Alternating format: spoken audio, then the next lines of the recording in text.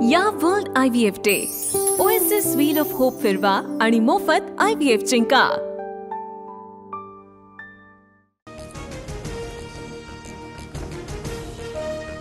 OBC मधून आरक्षण द्या या मागणीसाठी मनोज जरांगे यांचं आमरण उपोषण। गोळ्या घातल्या तरी 1 इंचही मागे हटणार नाही, जेलमध्ये टाकलं तरी उपोषण करणारच, मनोज जरांगे यांचा सरकारला इशारा।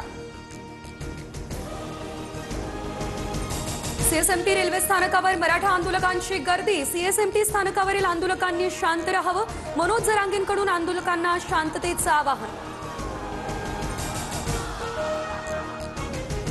जरांगे यांच्या आंदोलनाच्या पार्श्वभूमीवर सरकारकडून हालचालींना वेग। मुख्यमंत्री फडणवीसांच्या उपस्थितीमध्ये सह्याद्रीवर महत्त्वाची बैठक। उदय सामंत, रश्मी शुक्ला यांचीही उपस्थिती।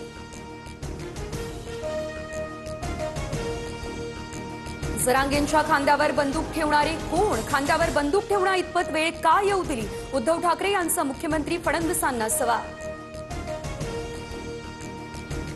सरकारचं शिष्टमंडळ आजच जरांगे यांच्यासोबत चर्चा करण्याची शक्यता। राधाकृष्ण विखे पाटील, मनोज जरांगे यांची भेट घेण्याची शक्यता। न्यायासाठी मराठे मुंबईत नाही तर सुरत गुवाहाटीला जाणार का? शड्डू ठोकून आरक्षण देऊ असं म्हणणारे आता गावी पळाले। उद्धव ठाकरेंचा एकनाथ शिंदेंना टोला। उद्धव ठाकरे यांची भूमिका दुटप्पी। मराठा समाजाच्या आंदोलनाची सामनातून टिंगल करण्यात आली। ठाकरे आरक्षण टिकवू शकले नाहीत, एकनाथ शिंदे यांचा ठाकरेंवर पलटवार। अजित पवार यांच्या राष्ट्रवादीचे आमदार प्रकाश सोळंकेंनी घेतली मनोज जरांगेंची भेट। सरकारने ठाम भूमिका घेण्याची वेळ आली आहे, आमदार प्रकाश सोळंके यांचं वक्तव्य। जरांगेंच्या आडून फडणवीसांचं सरकार उलथवण्याचा प्रयत्न। अजित पवारांचे आमदार खासदारही सामील। लक्ष्मण हाकेंचा खळबळजनक दावा। आमदार खासदारांनी घेतली मनोज जरांगे यांची भेट। आमदार प्रकाश सोळंके, संदीप क्षीरसागर, भास्कर भगरे, बजरंग सोनवणे, बंडू जाधव, ओमराजे निंबाळकर, अभिजित पाटील इत्यादी लोकप्रतिनिधी जरांगेंच्या भेटीला। आझाद मैदानामध्ये मराठा बांधवांची तुफान गर्दी। 1 मराठा लाख मराठाच्या जोरदार घोषणा। आंदोलकांनी 5000 लोकांची मर्यादा ओलांडली।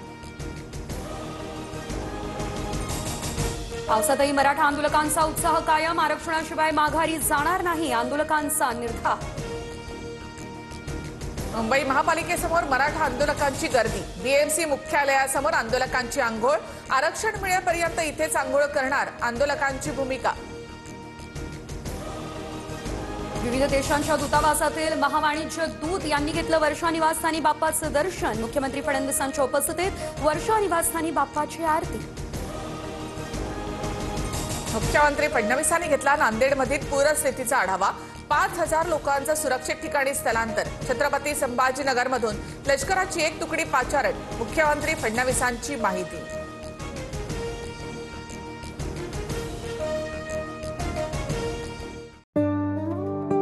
या world IVF day oasis wheel of hope फिरवा आणि मोफत IVF जिंका।